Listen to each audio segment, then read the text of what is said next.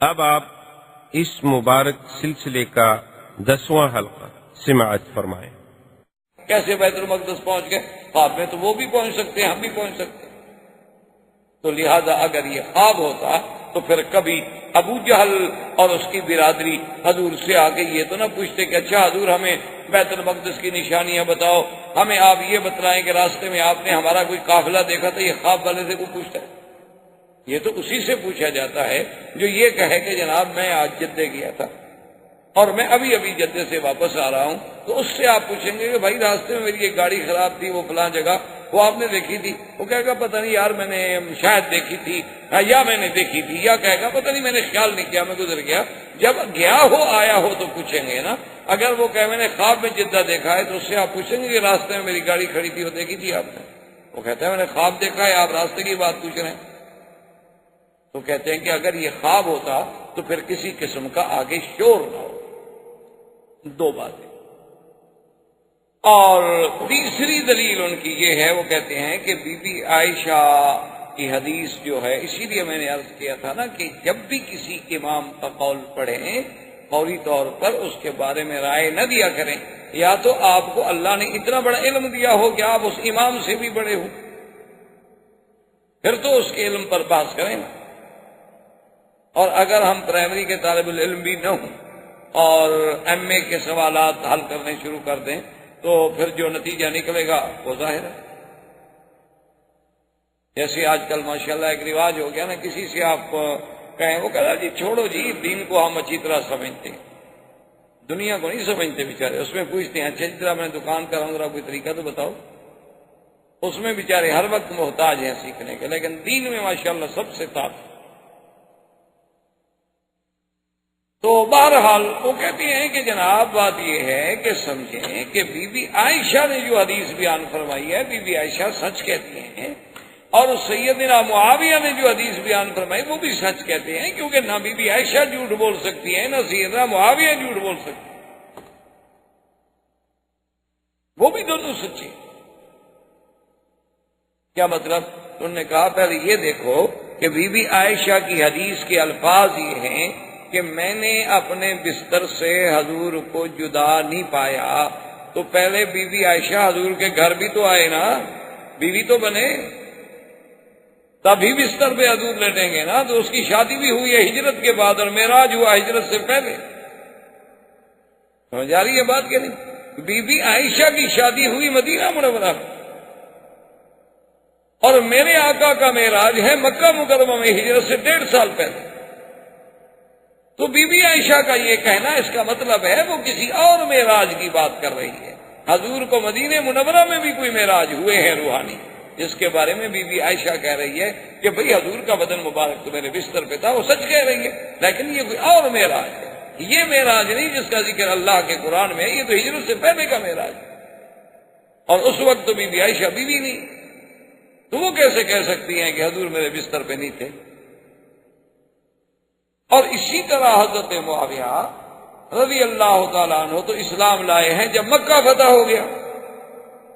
حضرت معاویہ رضی اللہ تعالیٰ عنہ تو اسلام میں اس وقت تشریف لائے جب مکہ فتح ہو گیا، یعنی ہجرت کے بعد پھر حضور واپس آئے، کافروں نے روک دیا، پھر عمرے سے واپس تشریف لے گئے، پھر عمرۃ القضاء میں آئے، یعنی کچھ 10 سال بعد جا کے مکہ فتح ہوا، اور معراج ہوتا ہے ہجرت سے قبل، تو اس بات کا پتہ حضرت معاویہ کو کیسے ہو سکتا ہے؟ تو حضرت معاویہ رضی اللہ تعالیٰ عنہ جو بات کہہ رہے ہیں، معلوم ہوا وہ بھی کسی اور معراج کی بات ہے، کیونکہ حضور کو ایک معراج نہیں ہوا بلکہ متعدد معراج ہوئے، لیکن وہ جو آپ کے وجود مسعود کے ساتھ معراج ہے وہ ایک ہے۔ باقی تو روحانی طور پر حضور صلی اللہ علیہ وسلم کو اللہ عالم کتنے دفعہ معراج ہوئے ہو، کتنے دفعہ حضور صلی اللہ علیہ وسلم کی روحانی طاقتوں سے اللہ تبارک و تعالیٰ نے انہیں اپنے جلوے دکھلائے ہوں گے، کیونکہ اللہ تبارک و تعالیٰ کے پیغمبر کی تو شان یہ ہوتی ہے کہ جب تک وحی نہیں آئی تھی تو حضور خواب دیکھتے تھے، وحی آنے سے پہلے سلسلہ جو تھا وہ خوابوں کا سلسلہ تھا، اور پھر نبی کا خواب ایسے ہوتا ہے جیسے وحی ہو، اس میں کبھی جھوٹ ہوتا نہیں، نبی کا وحی غلط ہو نہیں سکتا، نبی کے تو وحی کا بھی عین ہی وہی حکم ہوتا ہے جو اللہ کے قرآن میں وحی کا، تو ان کی ایک دلیل یہ ہے، وہ کہتے ہیں کہ بھائی بی بی عائشہ بھی سچی ہیں، سیدنا معاویہ بھی سچے ہیں، اور جن لوگوں نے کہا بیچاروں نے خواب ہے وما جعلنا الرؤيا التي اريناك، وہ بھی سچے ہیں، لیکن جو اسراء و معراج ہم ذکر کر رہے ہیں یہ ہجرت سے پہلے کا ہے، اور اس رویا کا معنی ہم خواب اس لیے نہیں لے سکتے کہ باقی آیتیں اس پر دلالت نہیں کرتی، تو ترجمہ ہمیشہ کیا جاتا ہے سیاق و سباق کو دیکھ کر کہ پہلی آیت کیا کہہ رہی ہے اور بعد والی آیت کیا کہہ رہی ہے۔ تو جب ساری آیتوں کو ہم سامنے رکھتے ہیں تو اس نتیجے پہ پہنچتے ہیں کہ ہمارے آقا سرکار دو عالم صلی اللہ علیہ وسلم کو معراج ہوا ہے، اور وہ حقیقی معراج آپ کے جسد مبارک کے ساتھ، وجود مبارک کے ساتھ، اور عین عالم بیداری میں، کوئی خواب نہیں تھا، کوئی نیند نہیں تھی، کوئی اس میں کسی قسم کا۔ اب دیکھیں نا، اس سے بڑی بات کیا ہو سکتی ہے کہ ایک صحیح روایت میں ہے کہ قیصر روم، جسے ہرقل کہا جاتا، جتنے روم کے بادشاہ تھے نا ان کا لقب ہوتا تھا ہرقل، قیصر، جیسے مصر کے بادشاہوں کو فرعون، اسی طرح حبشے کے بادشاہوں کو نجاشی، فارس کے بادشاہوں کو کسرا، یہ لقب، جیسے امبراطور، عجیب عجیب ہر دور میں لقب رہے۔ تو حضور سرکار دو عالم صلی اللہ علیہ وسلم نے خط لکھا ملک روم کو، بادشاہ روم کو آپ نے خط لکھا، اور خط لے کے جانے والے تھے حضرت دہیہ کلبی رضی اللہ تعالی عنہ۔ یہ میرے مدنی کے صحابی ہیں، اور یہ اتنی خوبصورت تھے، اللہ نے ان کو اتنی جمال دیا تھا کہ یہ اپنے چہرے پہ کپڑا ڈال کے رکھتے تھے، مبادا کوئی عورت دیکھ کے بیچاری فتنے میں مبتلا نہ ہو جائے، اتنا جمال تھا، اتنا اللہ نے حسن دیا تھا۔ اور حضرت جبریل علیہ السلام جب کبھی انسانی شکل میں آتے تو وہ بھی دہیہ کی شکل میں آتے، ان کو بھی حضرت دہیہ کلبی کی شکل مبارک پسند۔ اسی لیے ایک دفعہ حضرت حسین، حضرت حسن رضی اللہ عنہما جو تشریف لائے تو آ کر پکڑ لیا کہ بھئی ہمارا آپ مٹھائی لاؤ، مٹھائی لاؤ، کھجوریں لاؤ۔ تو حضور نے فرمایا ماں ماں ماں ماں حسن کیا کر رہے ہو، یہ تو جبریل ہے۔ انہوں نے سمجھا دہیہ ہے، انہوں نے سمجھا کہ دہیہ کلبی بیٹھے ہیں، کیونکہ جب دہیہ آتے تھے تو حضرت حسن حسین کے لیے کوئی میٹھی چیز لے آتے تھے، کوئی مٹھائی لے آئے، کوئی کھجور کے 2 دانے لے آئے کہ بچے ہیں خوش ہو جائیں گے۔ تو وہ جو کھیلتے ہوئے آئے تو آگے دیکھا، انہوں نے سمجھا دہیہ، ان کو کیا پتا کہ جبریل ہے۔ حضور نے فرمایا اللہ کے بندے یہ تو جبریل ہے، یہ تو مٹھائی نہیں کھاتا، یہ کھاتا ہی نہیں، کھلاتا بھی نہیں، آپ اس کو نہ چھیڑو۔ تو اب جناب یہ ہے کہ حضرت دہیہ کو سرکار دو عالم صلی اللہ علیہ وسلم نے خط دے کے بھیجا ہرقل روم، قیصر روم کی طرف، اور وہ خط پہنچ گیا۔ جب خط پہنچا بادشاہ کی دربار میں اور خط پڑھا گیا، حضور صلی اللہ علیہ وسلم نے لکھا تھا بسم اللہ الرحمن الرحیم۔ یہ سنت کا طریقہ یہ ہے، ہمارے یہاں تو 786 چلتا ہے نا، آج کل ہم نے ہر چیز کو مختصر کر دیا نا، دین بھی ٹیڈی بنا رہے ہیں، انا للہ و انا الیہ، کہیں 786، کہیں 99، کہیں کچھ اعداد پر یعنی گزارا ہے، عدد نکال رہے ہیں، صحابہ نہیں نکال سکے لیکن انہوں نے نکال دیا وہاں۔ اب یہ دین کو بھی مختصر کر، میرے خیال میں تو نماز 5 نمازوں کو اٹھا کر کے عدد نکالنے ایک آدھی بچے۔ جدید دور ہے نا جی، آخر انہوں نے دین کو بھی تو جدید پیمانوں میں ڈھالنا ہے۔ دیکھا نہیں ہمارے یہاں اخباریں آپ پڑھیں کیسے جھگڑے ہو رہے ہیں کہ شریعت بل جو ہے وہ کیسے پاس ہو اور ترمیم کیسے پاس ہو۔ بھی جب قانون انگریزی ہے تو اس کے معرفت آپ اسلام کو لا رہے ہیں، وہ کیسے آئے گا؟ پہلے بات کو تو سمجھو نا، لانا ہم نے اسلام کو ہے، طریقہ کافروں سے پوچھ رہے ہیں کہ جناب کیسے آئیں اندر۔ اس سے بڑا کوئی کسی کے عقل پر ماتم کرنے کا کوئی وقت ہے؟ پارلیمنٹ ہے جی، کس بات کی پارلیمنٹ؟ بھائی تم نے او جی آئین کی خلاف ورزی ہو جائے گی۔ آئین کون سا؟ وہی جو آپ نے پارلیمنٹ نے بنایا ہوا ہے، انسانوں کا بنا ہوا آئین، اس سے راستہ مانگ رہے ہو کہ قرآن کو اندر آنے دو۔ آ سکتا ہے کہ نہیں آ سکتا؟ اور اس پر جناب ووٹنگ ہوگی، کیا وہ منظور کرتے ہیں اسلام کو کہ مسلمانوں سے پوچھا جا رہا ہے؟ اس سے بڑے یعنی رونے کی کو بات ہے کہ مسلمانوں سے یہ پوچھا جائے۔ آپ سے میں کہوں کہ جناب آپ کی اس مسجد میں قرآن شریف پڑھا جا سکتا ہے؟ یہ پڑھنے والا پوچھنے والا احمق ہے، جن سے پوچھا جا رہا ہے ان کے اسلام میں شبہ ہے۔ بھئی ملک مسلمانوں کا، ممبر مسلمان، اگر وہ یہ کہہ دیں کہ ہمیں اسلامی شریعت کا قانون نامنظور ہے تو علماء سے فتویٰ لو، پہلے ان کا ایمان بھی بچ گیا۔ وہ جی طریقہ صحیح نہیں، اور جی وہ کان یوں نہیں پکڑنا تھا بلکہ ہم نے یوں پکڑنا تھا۔ بھئی یوں پکڑو یا اچھا جی اب چونکہ ان کا اقتدار جا رہا ہے اس لیے وہ کہتے ہیں شریعت، وہ کسی وقت کہتے ہیں مرتے وقت کلمہ پڑھ لو، چلو سانس نکلنے سے پہلے مسلمان تو ہو گیا نا، چلو ہم کہتے ہیں مر رہے ہیں، ہم کہتے ہیں ان کی کرسی گر رہی، اس لیے وہ اسی شکل میں لے تو آئے نا، ان کو قبول کرو۔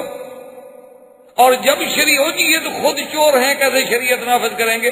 جب شریعت نافذ ہو جائے گی تو ان چوروں کو بھی ہاتھ کٹ جائیں گے۔ اب آنے تو دو نا شریعت کو، جب شریعت نافذ ہو جائے گی یہ چور ہیں، ان کے بھی ہاتھ کٹیں گے۔ حضور نے نہیں فرمایا تھا واللہ لو فاطمہ بنت محمد سرقت لقطعت یدہا، اگر میری بیٹی فاطمہ بھی چوری کرے گی تو میں ہاتھ کاٹ دوں۔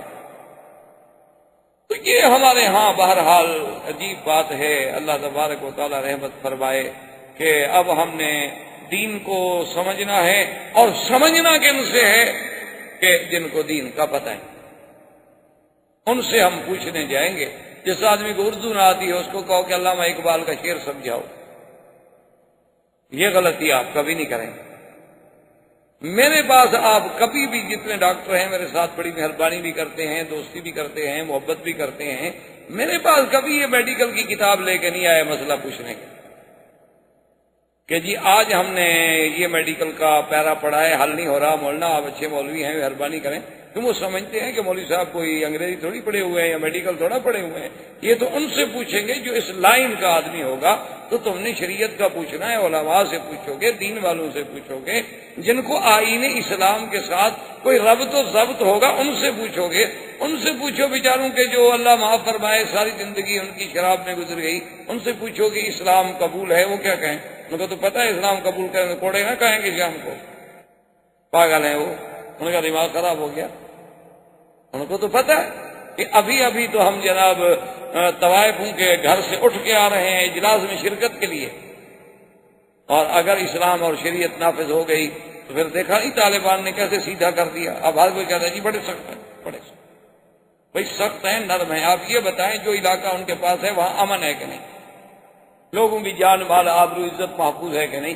80% علاقہ ان کے پاس ہے۔ جو لوگ ہمارے علماء وہاں گئے ہیں وہ قسم کھا کے حرم میں مجھے بتا رہے تھے، کہتے خدا کی قسم ہے زندگی میں ہم نے ایسا امن سکون کہیں نہیں دیکھا جو ہمیں وہاں نظر، کہ آدھی رات کو اکیلے عورت جا رہی ہے مجال ہے کہ کوئی بری نظر سے دیکھو، اور لوگ بڑے سخت سیخ پا ہیں جی، انسانی آزادی میں دخل دے رہے ہیں کہ کہتے ہیں کہ عورت ڈاکٹر کے پاس بھی بغیر محرم کے نہ جائے۔ نہ جی ڈاکٹر فرشتے ہیں، ان کے پاس بھیجنا چاہیے بیٹیوں کو اکیلا۔ ڈاکٹر تو معصوم ہوتے ہیں، بیچارے کبھی گناہ کر سکتے ہیں، ڈاکٹر تو پاک صاف لوگ ہیں، ان کے ہاں تو گناہ کا تصور ہی نہیں ہوتا۔ انا للہ و انا الیہ، یعنی جرم دیکھو، جرم کیا ہے بھائی؟ عورت ہے محرم کے ساتھ بھیجو، عورت ہے عورت کو دکھائے، سیدھی سی بات، مجبوری ہے، ڈاکٹر بھی دیکھے گا۔ لیکن اسلام اس کو یہ کہتا ہے کہ اگر مثلا 1 انچ کا زخم ہے تو ادھر ادھر کپڑا ڈال کے وہی چیز کاٹو، بس وہی چیز دیکھو، باقی بدن دیکھنے کا تمہیں حق نہیں ہے۔ انگریز نے جتنے آپ کے کپڑے بنائے، ڈریس بنائے، دیکھا نہیں کٹے ہوئے ہوتے ہیں کہ اتنی جگہ ظاہر کرو، یعنی کافر کو احساس ہے۔ آپ دیکھ رہے ہیں جو مریضوں کے کپڑے ہیں، آپ تو زیادہ بہتر جانتے ہیں نا، میں تو نہیں جانتا ان چیزوں، یعنی ان کو بھی احساس ہے کہ اتنا جگہ تاکہ کھولی جائے، بھائی جہاں ہمیں ضرورت ہے، کوئی ہم نے جسم تو نہیں دیکھنا، پھر آپریشن تھیٹر ہے، موت ہے، اسی پھٹے پہ ہم نے بھی مرنا، اس وقت کوئی تصور بھی ہو سکتا ہے نعوذ باللہ کسی گناہ کا، وہ جب مجبوری ہو، ورنہ یہ کہاں لکھا ہوا ہے کتاب میں کہ عورت کے پاس آ کے ڈاکٹر کے پاس آ کے عورت اپنا منہ کھول کے بیٹھ جائے اور کشف ہو رہی ہے، سینہ کھولو، کپڑا کھولو، ڈاکٹر صاحب نے تو جناب پھر پتہ نہیں کہاں کہاں ہاتھ رکھنا ہوتا ہے۔ اس لیے یہ باتیں اصل بات دیکھنا چاہیے۔ خلاصہ ملک فیصل مرحوم اپنے پرانے دور میں ایک دفعہ برطانیہ کے دورے پہ تشریف لے گئے، تو وہاں انہوں نے یہ اعتراضات کیے، جی ہاتھ کاٹے جاتے ہیں اور کوڑے مارے جاتے ہیں، یہ تو بڑی سخت سزائیں ہیں۔ تو مرحوم کو تو پتا تھا ملک فیصل ایک مدبر انسان تھا، اللہ اس کی قبر پہ کروڑوں رحمتیں فرمائے، بڑا پڑھا لکھا، بڑا مفکر اور عالمی مدبرین میں سے ایک مدبر شخص تھا۔ تو وہ سارے اعداد و شمار پہلے ساتھ لے گئے تھے، ان کو تو پتا کہ یہ سوالات ہوں گے۔ انہوں نے کہا کہ جناب آپ مہربانی فرما کر مجھے یہ بتائیں، میں پورے برطانیہ کے نہیں پوچھتا کہ صرف آپ کے لندن کے اعداد و شمار ہیں کہ ایک سال میں کتنے زنا ہوئے، کتنے ڈاکے پڑے، کتنی چوریاں ہوئیں، کتنی ناجائز حمل گرائے گئے، کتنی حرام کے بچے ملے، یہ ایک شہر کے آپ کے سال کے اعداد ہیں اور یہ میرے پورے ملک کے سال کے اعداد و شمار ہیں، آپ گن لیں کون سا قانون اچھا؟ آپ مجھے بتائیں، سخت نرم کو چھوڑیں، آپ مجھے یہ بتائیں کہ وہ قانون اچھا ہے کہ جہاں پہ 5 لاکھ عورتیں حاملہ بالزنا ہوں 11 سال سے 13 سال کی عمر تک، وہ قانون اچھا ہے؟ یا وہ قانون اچھا ہے جو عورت کی عزت کا محافظ ہو کہ سال ہر سال کے بعد کوئی ایک آدھا واقعہ ہو گیا؟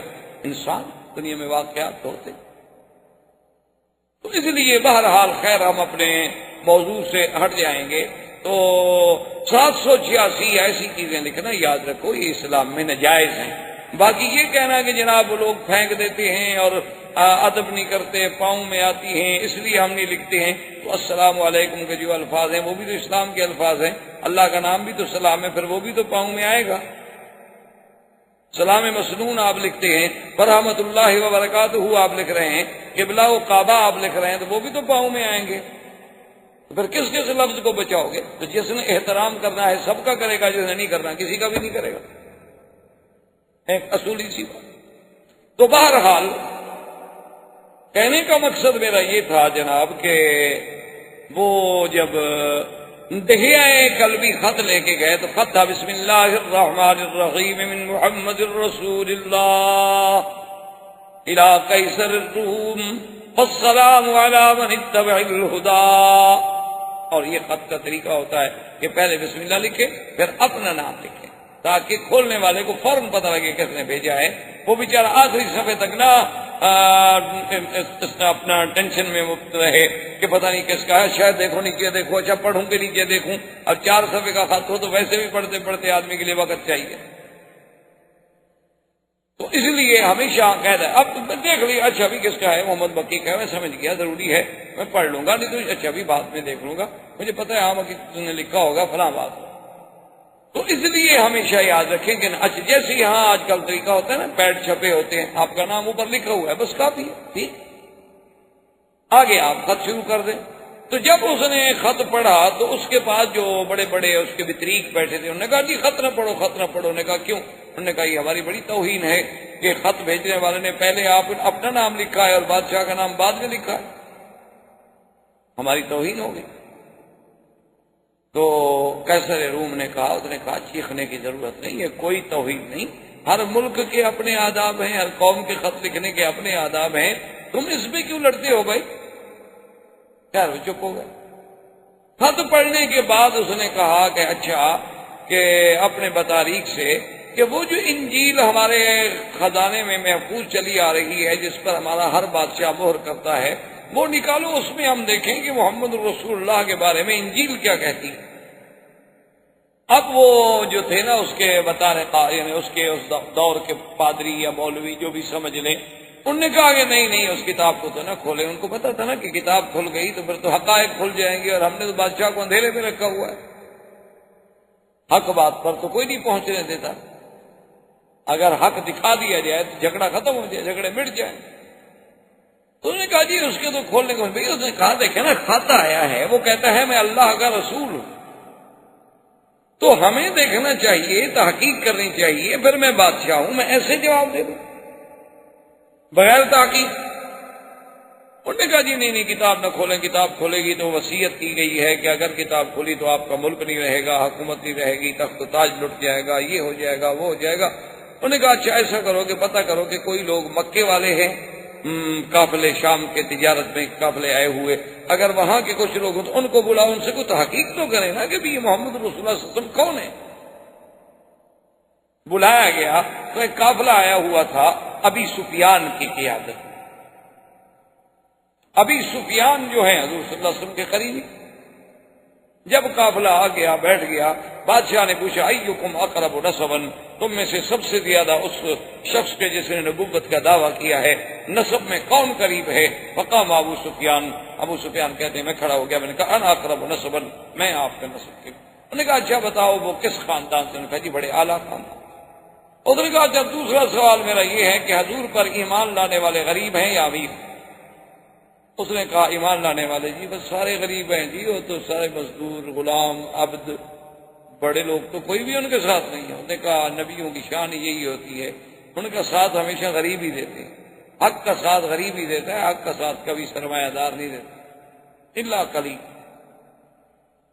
اچھا انہوں نے کہا کہ یہ بات بتاؤ جو لوگ ایک دفعہ مسلمان ہو جائیں وہ اس کو چھوڑ بھی جاتے ہیں؟ انہوں نے کہا جی چھوڑتے نہیں ہیں، وہ اصل میں جادوگر ہے نا جی۔ انہوں نے کہا نہیں میں آپ سے یہ نہیں پوچھ رہا کہ جادوگر ہے یا نہیں، جو میں سوال کروں میرے سوال کا جواب۔ انہوں نے کہا جی بہرحال چھوڑتے ہیں۔ انہوں نے کہا کہتا کیا ہے؟ انہوں نے کہا یہ کہتا ہے کہ سارے خداؤں کو چھوڑ کے ایک خدا کو مانو۔ انہوں نے کہا بات تو ٹھیک ہے، عیسیٰ علیہ السلام بھی یہی کہتے تھے۔ اب ابو سفیان کہتا ہے میں تو اور پریشان ہو گیا کہ یہ تو اس کی کلام سے حضور پاک سے متاثر ہو رہا ہے، اور اگر کہیں روم کا بادشاہ مسلمان ہو گیا تو بات ہی ختم ہو گئی، ایک سپر پاور مسلمان ہو گئی۔ اس زمانے میں تو سپر پاور یہی تھی نا، فارس اور روم۔ تو کہتے ہیں میں نے سوچا کہ اب میں کیا کروں، کوئی ایسی بات کروں کہ جس سے بادشاہ کے دل میں سرکار دو عالم صلی اللہ علیہ وسلم سے نفرت ہو جائے۔ یہ تو ہر بات میں کہہ رہا ہے کہ ہاں بالکل ٹھیک ہے، بالکل ٹھیک ہے، بالکل ٹھیک ہے، مجھے تو وہ سچا نبی معلوم ہوتا ہے۔ تو ابو سفیان نے کہا کہ بادشاہ سلامت ایک بات عجیب ہے، سنیں میں آپ کو بتاتا ہوں۔ انہوں نے کہا کیا؟ انہوں نے کہا جناب آپ بادشاہ ہیں، اللہ نے آپ کو بھی تو آخر عقل دیا ہے۔ وہ کہتا ہے کہ ایک رات میں مسجد الحرام سے آیا مسجد اقصی ایلیا، اور مسجد اقصی میں آنے کے بعد میں نے نماز پڑھائی، پھر میں آسمانوں پہ گیا، پہلا آسمان، دوسرا، تیسرا، چوتھا، پانچواں، چھٹا، ساتواں آسمان، پھر میں واپس آیا بیت المقدس، پھر بیت المقدس سے واپس آیا مکہ، تو ابھی رات نہیں گزری تھی۔ حضرت نے کہا یہ دیکھیں آپ بادشاہ ہیں، بھلا ہو سکتا ہے کہ ایک مہینے کا سفر تو صرف بیت المقدس ہے، وہ ایک رات میں کیسے آگے واپس چلے گئے؟ تو ابو سفیان کہتے ہیں کہ میں نے یہ بات اس لیے کی کہ یہ بات کوئی مان سکتا، یہ کوئی بات عقل میں آنے والی؟ تو بادشاہ نے فوراً اپنے بطارقہ جتنے اس کے بڑے بڑے پادری بیٹھے تھے نا، ان کی طرف متوجہ ہوا اور کہا کہ تم بتاؤ یہ کیا بات؟ ان میں ایک بڑا پادری تھا ان کا، جو سب کا استاد بھی تھا اور بڑا بھی تھا اور بڑا عالم بھی تھا دین نصارہ کا، وہ کھڑا ہو گیا۔ اس نے کہا بادشاہ سلامت اگر پوچھتے ہو تو سچی بات یہ ہے کہ جو کچھ یہ کہہ رہا ہے نا یہ بات ٹھیک ہے، اس رات کو میں بھی جانتا ہوں جس رات محمد رسول اللہ یہاں تشریف آئے۔ کہا تم کیسے جانتے؟ کیف علم؟ من أين علم؟ من أين علمتك أن محمد صلی اللہ علیہ وسلم قدم من المسجد الحرام إلى المسجد الأقصى؟ اس نے کہا بادشاہ سلامت ناراض نہ ہوں، مسجد اقصی میں اس زمانے میں خادم تھا، امام تھا، خطیب تھا، اور یہ میری ذمہ داری میں شامل تھا کہ میں رات کو سارے مسجد کے دروازے بند کرا دوں، کیونکہ مسجد کے اندر تو خزانہ تھا، مسجد کے اندر تو ماشاءاللہ بڑے بڑے قیمتی چیزیں تھیں، اور رات کو عشاء کی عبادت کے بعد وہ مسجد جو ہے مکمل طور پہ بند کرا دی جاتی تھی تاکہ کسی قسم کا نقصان نہ ہو جائے، چوری نہ ہو جائے۔ تو میں نے ایک رات میں فلاں رات تھی، فلاں مہینہ تھا، فلاں سال تھا، میں نے رات کو سارے دروازے بند کرائے، لیکن جو سامنے کا دروازہ ہے وہ بند نہیں ہوتا تھا۔ میں نے بڑا زور لگایا، میں نے سارے ساتھیوں کو جگایا، بھی دروازہ بند نہیں ہو رہا، سب نے زور لگایا، دروازہ ہلتا ہی نہیں اپنی جگہ سے۔ میں نے اسی وقت آدمی بھیج کے اس کاریگروں کو بلوایا جنہوں نے یہ کام کیا تھا اور جو بڑے ماہر تھے۔ میں نے کہا یہ عجیب بات ہے، اندر تو بڑا خزانہ ہے اور ہم کھلا ہوا کیسے چھوڑ دیں؟ بھئی یہ دروازہ نہیں بند ہو رہا، روز ہم دروازہ بند کرتے تھے، آج دروازہ بند نہیں ہوتا۔ انہوں نے بھی آگے زور لگایا، ادھر دیکھا، ادھر دیکھا، نیچے دیکھا، اوپر دیکھا۔ انہوں نے کہا کہ حضرت بات یہ ہے کہ یہ دروازہ آج رات تو بند نہیں ہو سکتا، معلوم یہ ہوتا ہے کہ اوپر کی دیوار جو ہے وہ سلپ کر کے اس کے اوپر بیٹھ گئی، تو وہ وزن اتنا پڑ گیا ہے، اس کی وزن کی وجہ سے یہ نہیں ہل سکتا، اسی طرح رہے گا۔ صبح کو انشاءاللہ ہم اس کو وزن کو اٹھائیں گے اور دروازہ ٹھیک کریں گے، لیکن یہ رات میں ٹھیک نہیں ہو سکتا۔ میں نے کہا ابھی اب کیا کروں؟ میں نے کہا اچھا ٹھیک ہے، ابھی آپ لوگ چلے جائیں، میں پھر دروازے کے قریب سو جاتا ہوں، میری تو ذمہ داری ہے۔ میں دروازے کے قریب سو گیا، فغلبنی النوم، مجھے تو نیند آ گئی، پھر مجھے کوئی پتہ نہیں۔ لیکن صبح جب میں اٹھا اور اپنی عبادت سے فارغ ہوا، میں نے کہا اب دروازے کو دیکھوں کہ اس میں کیا نقص آیا تھا۔ میں نے ہاتھ سے پکڑ کے ہلایا تو دروازہ بند ہو گیا، جیسے روز بند ہوتا۔ نہ اب بوجھ ہے، نہ دروازے میں کوئی رکاوٹ ہے، نہ دروازے میں کوئی چیز ہے۔ میں باہر آیا کہ لوگوں سے بتاؤں گا، اور دیکھو جی رات آپ نے دیکھا تھا، کہیں لوگ مجھے یہ نہ کہیں کہ پتہ نہیں اس کو کچھ ہو گیا ہے۔ یہ تو اچھا ہوا کہ میں نے رات سارے لوگوں کو جگا لیا تھا، تو ایک آدمی نہیں تھا۔ تو میں جب دوڑا تو سامنے جو صخرہ ہے، بیت المقدس کے سامنے ایک پتھر ہے، تو اس پتھر میں سوراخ ہیں۔ یہ سوراخ علامت ہے کہ جو نبی کبھی یہاں آئے تو انہوں نے اپنی سواری کو یہاں باندھا تھا۔ تو اس نے کہا کہ بادشاہ سلامت، میں نے اس پتھر پہ غور کیا تو وہاں ایک نیا سوراخ پایا گیا، اور وہی بات یہ کہہ رہا ہے کہ وہاں جبریل نے براق کو باندھا تھا۔ تو معلوم ہوتا ہے کہ محمد رسول اللہ سچ کہہ۔ تو اب جناب ہرقل نے کہا کہ بالکل، انہوں نے کہا دیکھو میں تو پہلے کہہ رہا ہوں کہ ھذا النبی الذی بشر علی لسان عیسیٰ، یہ وہی پیغمبر ہے جس کی ہمیں عیسیٰ علیہ السلام نے خوشخبری دی تھی کہ ایک نبی آئے گا،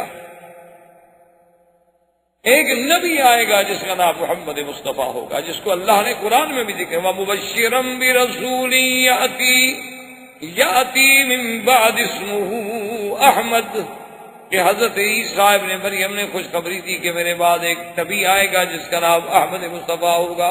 انہوں نے کہا یہ وہی نبی، اور کہنے لگا واللہ، بادشاہ کیسر کہتا ہے واللہ مجھے خدا کی قسم ہے، اگر میں اس جگہ ہوں جہاں وہ محمد مدنی موجود ہے تو میں تو ان کے پاؤں کو دھو کے وہ پانی پی لوں، میں تو ان کا خادم بن جاؤں، میں تو ان کا غلام بن جاؤں۔ بس یہ کہنا تھا کہ پوری کیبنٹ میں شور ہو گیا۔ انہوں نے سمجھا بادشاہ تو گیا، بادشاہ تو ہاتھ سے گیا۔ انہوں نے کہا یہ کیا ہے جی، آپ کیا کر رہے ہیں اور دین عیسیٰ کو آپ چھوڑ رہے؟ بادشاہ نے دیکھا کہ جب اپنے پر آئے سارے مخالف ہو گئے ہیں تو بادشاہ سمجھدار تھا، انہوں نے کہا کیا کر رہے ہو؟ میں تو تمہارا امتحان لینا چاہتا تھا کہ تم اپنے عقیدے پہ کتنے سچے قائم ہو، میں تو تمہارا امتحان کر رہا ہوں۔ یہ تھوڑا ہے کہ میں مسلمان ہو رہا ہوں یا میں نے محمد مصطفیٰ کا کلمہ پڑھ لیا ہے، میں تو صرف آزمائش کرنا چاہتا تھا اس کی تعریف کر کے کہ کیا تم اپنے دین پہ قائم رہتے ہو کہ بھٹک جاتے ہو۔ انہوں نے کہا اچھا غلطی ہو گئی۔ فخروا سجدا، سب سجدے میں گر گئے، اور بادشاہ سلامت ہمیں معاف کر دیں، ہم نے بڑے سخت لفظ بھی کہے آپ کو۔ انہوں نے کہا نہیں کوئی بات نہیں۔ تو نے سوچا اپنی سلطنت بچانی ہے تو پھر تو مجھے اسی دین پہ رہنا ہوگا، ورنہ یہ سارے بطارقہ اور سارے لوگ جو ہیں مخالف ہو جائیں گے تو پھر میری سلطنت قائم نہیں رہے گی۔ لیکن مقصد بیان کرنے کا یہ تھا کہ ان کو بھی یہ تصدیق کرنی پڑی کہ حضور کا معراج حقیقی تھا، سیر حقیقی تھی، اور حضور براق پہ تشریف لے گئے۔ اگر خواب ہوتا یا صرف روحانی سفر ہوتا اس کے لیے نہ سواری کی ضرورت تھی، نہ وہاں جا کر سواری کو باندھنے کی ضرورت تھی، نہ دروازے کھلے رکھنے کی ضرورت تھی۔ روح تو کہیں بھی چلی جاتی ہے، آپ مکان بند کر لیں، بندہ مر جائے تو روح تو جاتی ہے، نکل جائے گی، اس کے لیے تو کوئی آپ کے دروازے کھولنے کی ضرورت پیش نہیں آتی۔ روح تو اتنی لطیف تھی۔ اس لیے اب راجع قول یہ ہے جمہور کا کہ حضور سرکار دو عالم صلی اللہ علیہ وسلم کا اسراء بھی حق ہے، معراج بھی حق ہے، اور وہ ہوا بھی آپ کے وجود مسعود کے ساتھ ہے، جاگتے ہوئے خواب ہے۔ زندگی باقی تو انشاءاللہ بات باقی، واللہ تعالی عالم وعلمہ اتم۔ برادران اسلام، محترم بھائیو، عزیز نوجوانوں، جیسا الحمدللہ آپ کو علم ہے کہ ہمارا یہ سلسلہ دروس جو ہے وہ سیرت نبی صلی اللہ علیہ وسلم سے متعلق ہے، اور سیرت پاک کے ابتدائی احوال سے لے کر قبل بعثت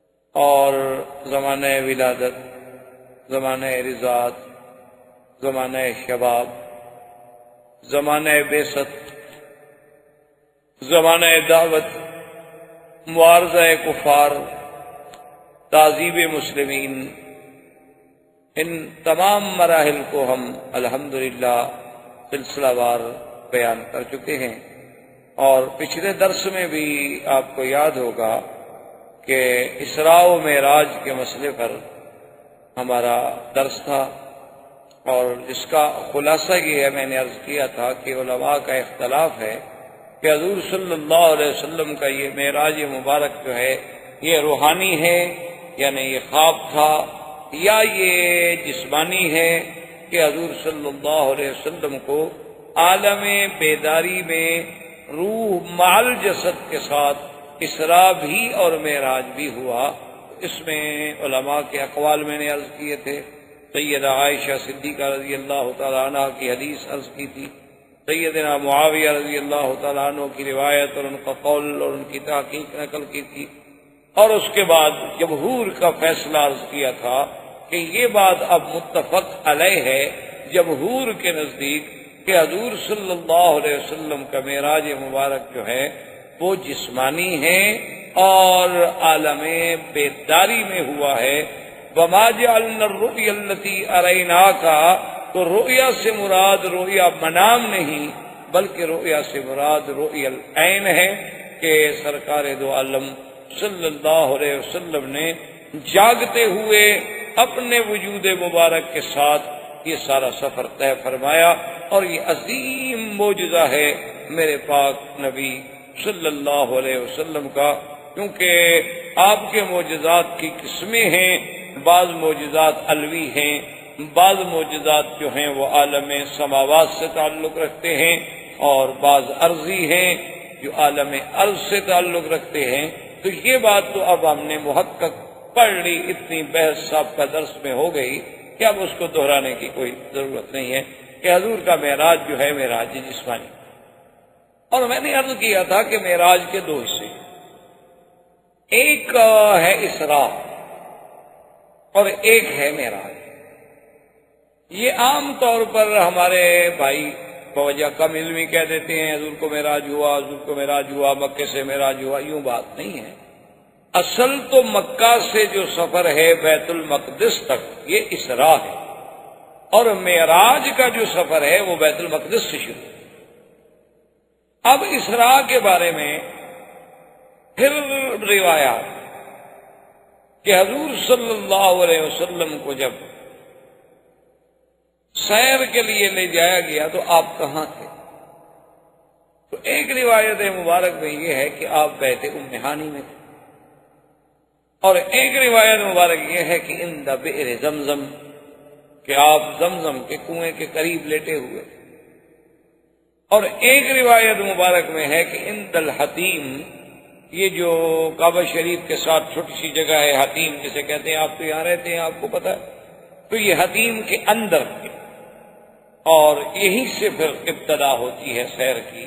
لیکن اللہ کے قرآن نے اس میں ایک ایسی جامع بات کہہ دی ہے کہ پھر اس کے بعد کسی چھوٹی موٹی بحثوں میں ہمیں پڑھنے کی ضرورت نہیں۔ اللہ نے قرآن میں ایک ہی بات کہہ دی کہ سبحان الذی اسریٰ بعبدہ لیلا من المسجد الحرام الی المسجد الاقصی۔ اللہ نے فرمایا ہم نے سیر کرائی اپنے نبی کو، اپنے عبد کو، اپنے پیارے محمد مصطفیٰ صلی اللہ علیہ وسلم کو مسجد الحرام سے۔ بس اب مسجد الحرام جو ہے یاد رکھیں، اس کا اطلاق صرف اس چھوٹی سی مسجد پہ نہیں ہوتا جہاں ہم نماز پڑھتے ہیں۔ حضور کے زمانے میں تھی بہت چھوٹی سی جگہ، حضور صلی اللہ علیہ وسلم کے زمانے میں تو اب جو مطاف ہے جہاں طواف ہوتا ہے یہ بھی بہت بڑی جگہ ہے، اس کا 10واں حصہ تھا، اتنی چھوٹی سی مسجد، صرف کعبۃ اللہ اور کعبۃ اللہ کے ارد گرد جو ہے وہ طواف کی چھوٹی سی جگہ، اور اس کے بعد باقی کنکریاں بچھی ہوئی ہسا۔ تو مسجد الحرام جو ہے یاد رکھیں، علماء کی تحقیق کے مطابق یہ ہے کہ جہاں تک حد حرم ہے وہ ساری مسجد الحرام۔ مسجد الحرام صرف اس مسجد کا نام نہیں ہے، یعنی اگر آپ مدینے کے راستے پہ جائیں تو تنعیم، یہاں مسجد عائشہ ہے، یہ حد حرم۔ اسی طرح اگر آپ جدہ کے راستے پہ جائیں تو آج کل جسے شمیسی کہتے ہیں، اصل میں یہ مقام حدیبیہ ہے، یہ حد حرم۔ اگر آپ عرفات کی طرف جائیں تو عرفات سے نالے سے بالکل تھوڑا سا پہلے وہاں تک حد حرم. طائف کے راستے سے جائیں تو جرانہ جس کو بڑا عمرہ کہتے ہیں وہاں حد حرم. لیس کے راستے میں جائیں تو وہاں سے 25 کلومیٹر پر حد حرم. تو یہ سارا حد حرم جو ہے یہ ساری مسجد الحرام. اور یہ اللہ کا کتنا بڑا کرم ہے، کتنا بڑا انعام ہے کہ اگر اللہ قرآن میں یہ فرما دیتے کہ فولی وجہک شطر الکعبہ، کہ محمد مصطفیٰ اب نماز جو ہے کعبے کی طرف پڑھو. حالانکہ قاعدہ یہی ہے کہ ہم نے نماز تو کعبے کی طرف پڑھنی، لیکن اللہ نے لفظ کعبہ نہیں فرمایا، فرمایا فولی وجہک شطر المسجد الحرام، کہ میرے نبی اپنا چہرہ جو ہے مسجد الحرام کی طرف پھیر لو. اس کا فائدہ یہ ہو گیا کہ جو بندہ مسجد کے اندر نماز پڑھ رہا ہے اس کا تو عین کعبے میں ہونا ضروری ہے، لیکن جو ہم باہر کھڑے ہیں تو اس طرف کافی ہے. اگر کسی دوسرے ملک میں ہیں اور ہمارا رخ یعنی کعبہ تو کعبہ اس پورے حرم کے حد کے کسی طرف بھی ہو جائے تو ہماری نماز صحیح ہو جائے گی، کیونکہ اللہ نے ہمیں شطر المسجد الحرام کا حکم دیا ہے، شطر الکعبہ کا حکم نہیں دیا. عین کعبہ اس وقت ضروری ہے جب ہم نماز کعبے کے اندر پڑھ رہے ہوں. اسی لیے یہاں تو صفیں گول بنتی تاکہ ہر آدمی کا جسم جو ہے وہ عین کعبے کے اندر. اگر ذرا کعبے سے ادھر ہوگا تو نماز نہیں ہوگی. یعنی اگر یہ کعبہ شریف ہے اور آپ نماز میں ذرا یہاں رخ کرتے تو نماز نہیں ہوگی. بالکل عین کعبے میں ہونا ضروری کہ ہر طرف سے آدمی کا رخ جو ہے بدن جو ہے بالکل عین کعبے میں. لیکن اگر آپ کسی دوسرے ملک میں ہیں پھر جہت کا، یعنی یوں سمجھ رہے ہیں کہ مسجد کے اندر والوں کے لیے کعبہ مسجد ہے، شہر والوں کے لیے کعبہ یہ پوری مسجد الحرام ہے، اور باہر والوں کے لیے یہ پورا حرم جو ہے وہ کعبہ ہے. یعنی اتنی اللہ تبارک و تعالیٰ کا انعام کرام. اسی لیے آپ دیکھیں کہ اللہ نے فرمایا ہدیم بالغ الکعبہ، کہ قربانی کا جانور جو ہے وہ کعبے میں جا کے ذبح کرو. اب کون کعبے میں ذبح کرو؟ قربانی کا جانور آپ مینا میں ذبح کریں، قربانی کا جانور آپ مسلخ میں ذبح کریں گے، آپ مکے کی کسی آخری کونے میں کسی پہلے کونے میں ذبح کریں گے. کعبے میں کون ذبح کرتا ہے؟ لیکن معنی یہ ہے کہ پورا حرم جو ہے جیسے اللہ نے اس کو حرمن آمنا کہا، اسی طرح اس کا نام کعبہ بھی ہے اور اسی طرح اس کا نام مسجد الحرام. یہی وجہ ہے جو آج تک روافض نے، شیعہ حضرات نے ایک بہت بڑا مسئلہ پیدا کیا ہوا ہے کہ حضرت علی مولود خانہ کعبہ، مولود خانہ کعبہ، مولود خانہ کعبہ. وہ شریف آج تک یہ نہیں سمجھے کہ کعبے سے مراد حرم ہے، کعبے سے مراد اللہ کا گھر نہیں ہے. ورنہ یہ آپ نے کبھی دنیا میں دیکھا ہے آپ کے ہاں اگر ولادت ہو رہی ہو تو عورتیں مسجد جاتی ہیں یا اسپتال جاتی ہیں؟ یعنی آپ کی عورتوں کو اتنی عقل ہے اور حضرت علی کی والدہ اتنا عقل بھی نہیں رکھتی تھی کہ جب ان کا وقت ولادت قریب آیا تو کعبہ شریف کے اندر چلی گئی. کوئی عقل کی بات ہے، یعنی عقل و نقل کے خلاف ایک بات. اصل میں کیا ہے کہ کتابوں میں آیا کہ حضرت علی خانہ کعبہ میں پیدا ہوئے. انہوں نے کہا کہ خانہ کعبہ سے مراد تو یہی کعبہ شریف ہے، اس کا مطلب ہے کہ اندر پیدا ہوئے. پھر انہوں نے روایات ڈھونڈی، اچھا حضرت زید کے بارے میں بھی آیا کہ وہ بھی خانہ کعبہ میں پیدا ہوئے. انہوں نے کہا دیکھو جی حضرت زید بھی اور حضرت علی بھی خانہ کعبے میں پیدا ہوئے. اور پھر وہ دلیل خلافت بنا لی کہ ابو بکر عمر عثمان تو چونکہ کعبے کے باہر پیدا ہوئے، حضرت علی کعبے کے اندر پیدا ہوئے، لہذا خلیفہ حضرت علی ہوئے. یہ باہر والے کیسے خلیفہ بن گئے؟ تو انہوں نے ایک بات کا افسانہ کر، بھئی اگر کعبے کے اندر پیدا ہونا دلیل خلافت ہے تو کعبے کے اندر تو محمد مصطفیٰ بھی پیدا نہیں ہوئے، پھر وہ نبی کیسے بن گئے؟ یہ کیا بات ہوئی؟ یہ کوئی دلیل ہے کہ جو کعبے کے اندر پیدا ہو جائے صرف وہی خلیفہ بن سکتا ہے؟ تو نبوت تو خلافت سے بدرجہ اعلیٰ چیز ہے. تو پھر اللہ کے نبی تو کعبے کے اندر پیدا نہیں ہوئے، وہ کیسے نبی بن گئے؟ تو اصل وجہ کیا تھی کہ کتابوں میں تو اتنی لفظ تھا کہ حضرت علی رضی اللہ تعالیٰ عنہ کی ولادت خانہ کعبہ میں ہوئی. اب اس کا ترجمہ انہوں نے یہ کیا کہ کعبہ شریف کے اندر ہوئی، حالانکہ مراد یہ تھا کہ حد حرم میں ہوئی. اب اسی کو آپ دیکھیں قرآن میں کہ اگر حضور بی بی ام ہانی کے گھر میں تھے تو وہ بھی حرم مسجد الحرام، اگر حضور حتیم میں تھے وہ بھی مسجد الحرام، اگر حضور زمزم کے کنویں کے پاس تھے وہ بھی مسجد الحرام. قرآن میں تو ان کے لفظ بول کے سارے اقوال کو جمع کر دیا کہ زیادہ بحث کی تمہیں کیا ضرورت ہے، حضور حرم میں تھے بس. مسجد الحرام میں تھے، بیت ام ہانی میں ہوں تب بھی مسجد الحرام ہے، دار ارقم میں ہوں تب بھی مسجد الحرام ہے، عند بئر زمزم ہوں تب بھی مسجد الحرام ہے، اور داخل الحتیم ہوں تب بھی مسجد الحرام ہے۔ قرآن تو ایک ایسی جامع بات کرتا ہے کہ جس کے اندر پھر کسی سوچ کی، کسی بحث کی، کسی عقلی مشگافیوں کی بات کی ضرورت ہی نہیں رہتی۔ فرمایا اسرا بعبدہ لیلا من المسجد الحرام الى المسجد الاقصى۔ اب بعض علماء فرماتی ہیں کہ حضور پہلے بی بی ام ہانی کے گھر میں تھے، بی بی ام ہانی کے گھر سے اٹھ کر میرے بدری صلی اللہ علیہ وسلم حتیم میں تشریف لائے۔ حدیث مبارک میں ہے کہ حضرت جبریل علیہ السلام اور حضرت میکائیل اور اللہ کے فرشتے آئے، حضور لیٹے ہوئے، اور ایسے عالم میں لیٹے ہوئے ہیں کہ ایک آدمی اس طرف لیٹا ہوا ہے اور ایک آدمی اس طرف۔ ایک فرشتے نے جبریل سے پوچھا کہ ایہم، کہ ان لیٹنے والوں میں سے وہ نبی کون جس کے لیے ہمیں بھیجا گیا ہے؟ تو اس نے کہا اوسطہم وخیرہم، کہ ان دو کے درمیان جو لیٹے ہیں وہ ہیں محمد الرسول اللہ صلی اللہ علیہ وسلم۔ اب اللہ کے فرشتوں نے آ کے حضور صلی اللہ علیہ وسلم کو وہاں سے اٹھایا، اور حضور فرماتے ہیں کہ میری کیفیت یہ تھی کہ میرا دل جاگ رہا تھا اور میری آنکھیں نیند کر رہی تھیں، کیونکہ انبیاء علیہم الصلاۃ والتسلیم کی نیند جو ہے وہ ایسی ہوتی ہے کہ تنام عیناہ ولا ینام قلبہ، ان کی آنکھوں میں تو نیند آتی ہے لیکن دل میں نیند نہیں ہوتی، دل کا تعلق جو ہے وہ اللہ سے ہمیشہ قائم ہے، اور یہ ہر نبی کی صفت۔ حضور سرکار دو عالم صلی اللہ علیہ وسلم فرماتے ہیں کہ اسی حالت میں وہ مجھے اٹھا کے زمزم کے قریب لائے، اور پھر جبریل علیہ السلام نے میرے سینے مبارک کو میرے حلق سے لے کر الی لبتہ، یہاں تک پورا میرا سینہ مبارک کھول، فجاء بطست من ذہب، ایک سونے کا بڑا تست تھا، وہ جبریل علیہ السلام کے ساتھ تھا۔ اب یہ یاد رکھ لیں کہ یہ سونے کا تست دنیا میں نہیں استعمال ہو رہا ہے، جنت سے آئی ہوئی چیز، ورنہ دنیا میں تو سونے کا استعمال مردوں کے لیے حرام ہے، وہ اللہ کے نبی کے لیے کیسے استعمال ہے؟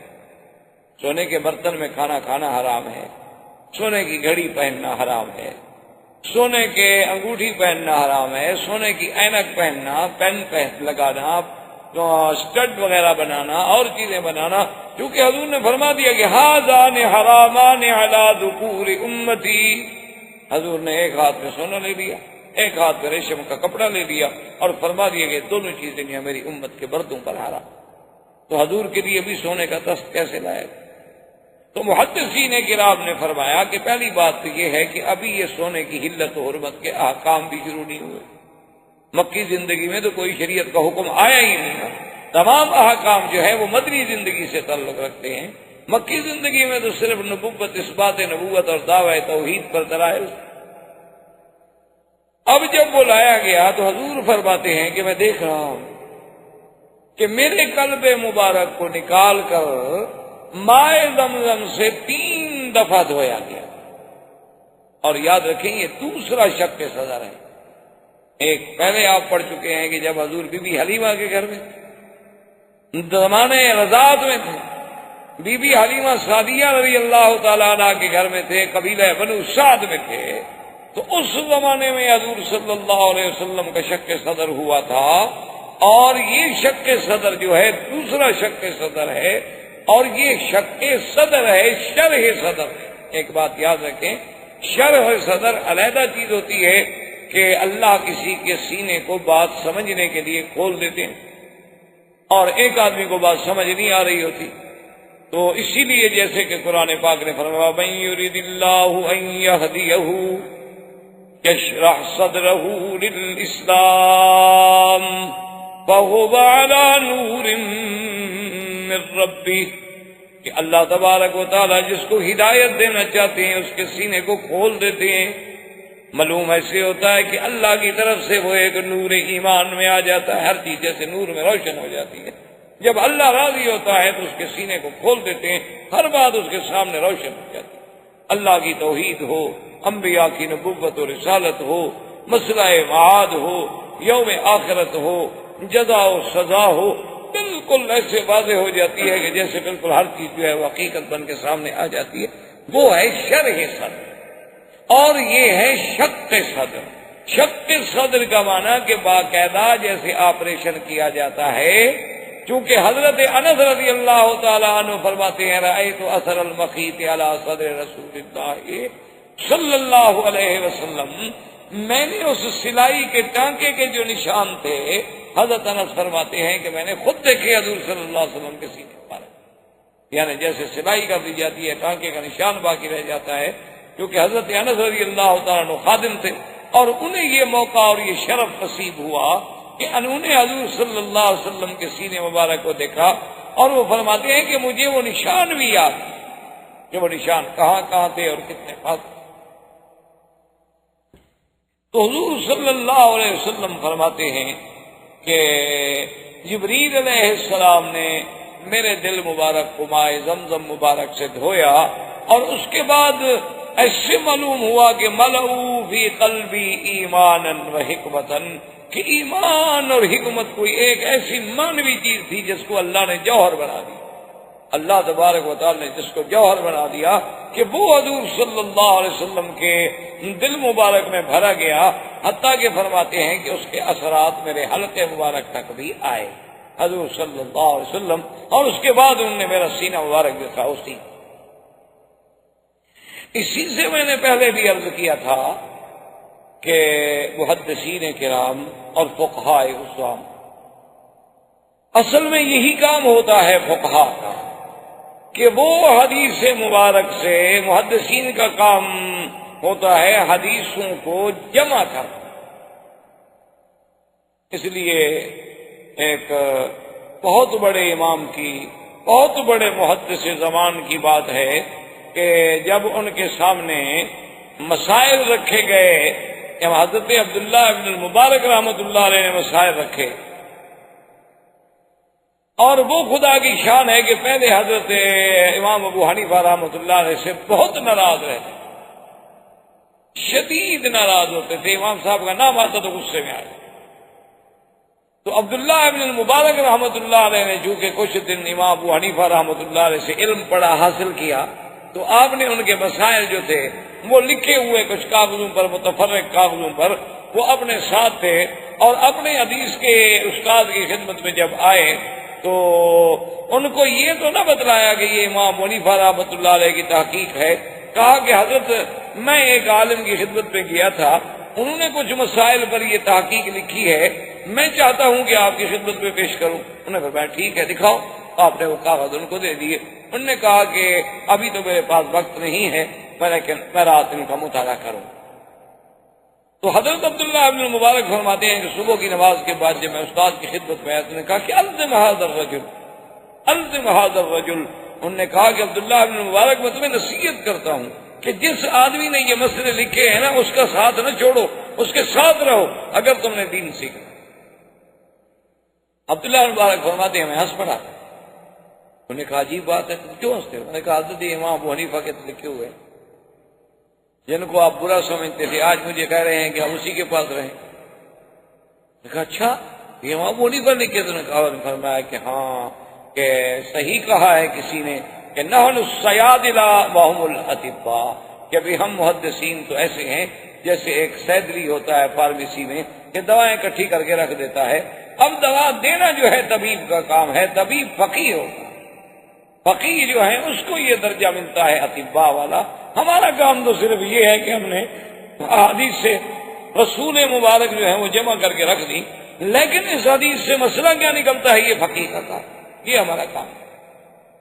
تو اب مسئلہ تو صرف اتنا تھا نا جی، اگر ایک عام آدمی، ایک میرے جیسا طالب علم حدیث پڑھتا تو وہ تو یہی پڑھتا کہ بھی حضور صلی اللہ علیہ وسلم کے سینے مبارک کو کھولا گیا اور آپ کے دل مبارک کو زمزم کے پانی سے دھویا گیا، بس حدیث میں تو اتنا ہے۔ لیکن یہ ان علماء اور فقہاء کا کمال تھا کہ انہوں نے کہا یہ دلیل ہے کہ ماء زمزم افضل من ماء الجنہ، کہ زمزم کا پانی جنت کے حوض کوثر سے بھی افضل ہے؟ انہوں نے کہا یہ دلیل ہے کہ ورنہ جبریل علیہ السلام جب سارا سامان جنت سے لے آئے ہیں تو حوض کوثر سے پانی لانے میں جبریل تھک جاتا، یا جبریل علیہ السلام کو وہاں انہاریں اربع جو ہیں جنت کے اندر 4 نہریں، اس میں سے کسی نہر کے پانی لانے میں کوئی تکلیف تھی تو وہاں سے پانی نہ لے آنا اور زمزم سے پانی لے کر دھونا دلیل تھی اس بات کی کہ چونکہ حضور کا دل مبارک تمام دنیا کے دلوں سے افضل تھا تو اس پانی سے غسل دینا ضروری ٹھہرایا گیا جو سب سے افضل۔ تو اب یہ مسائل جو ہیں یہ فقہا کا کام ہوتا ہے کہ حدیث تو آپ نے بھی پڑھی، میں نے بھی پڑھی، لیکن اس حدیث سے ما یستفاد من ہو کہ اس حدیث سے ہمیں کیا کیا فائدہ ہوا، کیا کیا مسائل نکلے، وہ مسائل انہوں نے نکال لی۔ اور اسی طرح اندازہ فرمائیں کہ حضور صلی اللہ علیہ وسلم فرماتے ہیں کہ پھر جبریل نے سلائی کر دی اور اپنا ہاتھ پھیرا تو بالکل مجھے محسوس ہوا کہ بالکل گویا کہ میں جس طرح تھا اسی طرح ہوں۔ ثم اتیت بالبراق، فرماتے ہیں اس کے بعد میرے لیے ایک سواری لائی گئی، فَهِيَ طَوِيلَةٌ، آپ نے فرمایا کہ لمبا قسم کا جانور تھا، اور فرمایا کہ گدھا سے اونچا تھا لیکن خچر سے کچھ نیچے تھا، یعنی بڑا خچر ہو تو اس سے تو کچھ قد میں نیچے تھا، لیکن گدھا سے اونچا تھا اور ویسے طویل تھا، دیکھنے میں لمبا تھا اور وسیع الظہر تھا، یعنی اس کی پشت جو ہے وہ بھی چوڑی تھی، اور وہ لایا گیا جس کا نام براق ہے۔ اور یہ بھی حدیث میں موجود ہے، حضور نے فرمایا کہ کان ابیض سفید تھا۔ اب اسی طرح یاد رکھیں کہ بعض کتابوں میں یہ بھی آتا ہے کہ اللہ پاک نے جیسے قرآن میں ہے الذی خلق الموت والحیات، کہ وہ خدا بند قدوس جس نے موت کو بھی پیدا کیا ہے اور حیات کو بھی پیدا کیا۔ علماء نے فرمایا گویا موت بھی کوئی چیز ہے، کیونکہ موت اگر عدم محض ہوتی تو پیدا کرنے کا کیا معنی؟ پیدا تو کسی شے کو کرو گے نا جو ہو ہی نہ شے، تو کچھ نہ ہو تو کچھ نہ ہو تو کچھ نہیں ہوتا نا، جب کوئی چیز ہوگی تو اسی کو پیدا کیا جاتا ہے۔ تو انہوں نے فرمایا کہ دراصل موت جو ہے وہ بھی کوئی چیز ہے، اس لیے ایک حدیث میں آتا ہے کہ موت جو ہے ان اللہ خلق فی صورت کبش، کہ ایک جیسے یعنی دمبا ہوتا ہے اس نر دمبے کی شکل میں اللہ نے موت کو پیدا کیا۔ وَخَلَقَ الْحَيَاةَ فِي صُورَةِ فَرْسٍ أُنْثَىٰ، اور اللہ نے حیات کو جو ہے ایک مادہ گھوڑی کی شکل میں پیدا کیا ہے۔ یعنی یہ دونوں چیزیں جو ہیں ان کو جب شکل دی گئی تو ایک کو شکل دی گئی کبش کی، دمبے کی، حتیٰ کہ حدیث پاک میں آتا ہے کہ جس دن جنت والے جنت میں پہنچ گئے، جہنم والے جہنم میں پہنچ گئے، جو مومن تھے ان کو اللہ نے جنت دے دی تو اللہ تبارک و تعالیٰ خود سلام فرمائیں گے اہل جنت پر اور فرمائیں گے کہ هل وجدتم ما وعد ربكم حقا، اے جنت والو جو رب نے وعدہ کیا تھا وہ تمہیں پورا پورا مل گیا کہ نہیں؟ کہیں گے مولا بالکل الحمدللہ، اللہ تیرا کروڑ کروڑ شکر ہے، ہمیں تو جنت میں ایسی نعمتیں ملی ہیں کہ ہمارے عقل سے بھی بالا ہیں، ہمارے فکر و نظر سے بھی۔ اللہ فرمائیں گے کہ اچھا اب دیکھو اب تمہارے سامنے ہم فیصلہ کرتے ہیں، ثم یجاء بالموت، پھر موت کو لایا جائے گا فی صورت کبش، کہ وہ اسی مینڈے کی شکل میں ہوگی۔ اللہ حکم دیں گے فرشتوں کو کہ اس موت کو اب ذبح کر دو، موت کو ذبح کر دیا جائے گا۔ اللہ فرمائیں گے اب جنت والوں کو کہہ دو کہ لا موت بعدہ، اب کوئی موت نہیں، ہم نے موت کو ذبح کر دیا، ختم، اب پھر موت نہیں آئے گی اور تم ہمیشہ اب جنت میں رہو گے، حیات لا موت بعدہ، جس کے بعد کوئی موت نہیں۔ جہنم والے بھی ہمیشہ جہنم میں رہیں گے، اللہ یموت فیہا ولا یحیا، نہ ان پہ موت آئے گی، نہ مریں گے نہ جئیں گے، لیکن مریں گے نہیں، کیوں موت تو مر گئی۔ تو اس لیے بعض علماء نے فرمایا کہ وہ حیات جو ہے جس کو اللہ نے ایک مادہ گھوڑی کی شکل میں پیدا کیا، اچھا اس کی صفت یہ تھی کہ لا یرکبھا الا الانبیاء او جبرائیل، کہ اس جانور پہ ماں سوا نبی کے یا جبریل کے کوئی سواری بھی نہیں کر سکتا. وہ حیات جس کو حیات کو شکل دی گئی تھی اس پر اگر سواری کر سکتے تھے تو صرف انبیاء علیہم السلام یا جبریل. اور اس کی شان کیا تھی کہ ما وطأت علی شیء الا احیت، کہ وہ سواری وہ جانور کی صفت یہ تھی کہ جس جگہ پر اس کا قدم آتا تھا وہ نیچے والی چیز اسی وقت زندہ ہو جاتی تھی. کوئی بوٹی ہے، کوئی گھاس ہے، کوئی چیز ہے، بس اس جانور نے قدم رکھا اور وہ فوراً، کیونکہ وہ تو حیات ہے. تو حیات جہاں آئے گی لازمی بات ہے کہ وہاں زندگی آئے گی. اور یہی وہ جانور تھا جس پہ جبریل آتے تھے سامری کو پالنے کے لیے، اور سامری دیکھتا تھا کہ یہ کیا چیز ہے کہ یہ جانور جہاں قدم رکھتا ہے وہ جگہ زندہ ہو جاتی ہے. تو اس بدبخت نے کیا کیا کہ جبریل جب چلے گئے تو اس جانور کے پاؤں کے نشان جو تھے وہاں سے مٹی اٹھا کے محفوظ کر دی. اور جب اس نے بعد میں وہ بت بنایا، وہ بچڑا بنایا سونے چاندی کو جلا کر، تو وہی مٹی اس کے اندر ڈال دی، یا وہ زندہ ہو گیا تو آواز دینے لگ گیا.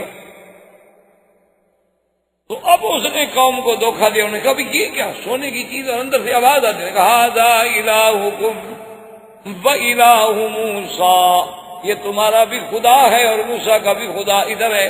موسیٰ علیہ السلام تو بھول کے اسے طور پہ ڈھونڈ رہے ہیں، خدا تو یہاں ہمارے پاس آیا ہوا.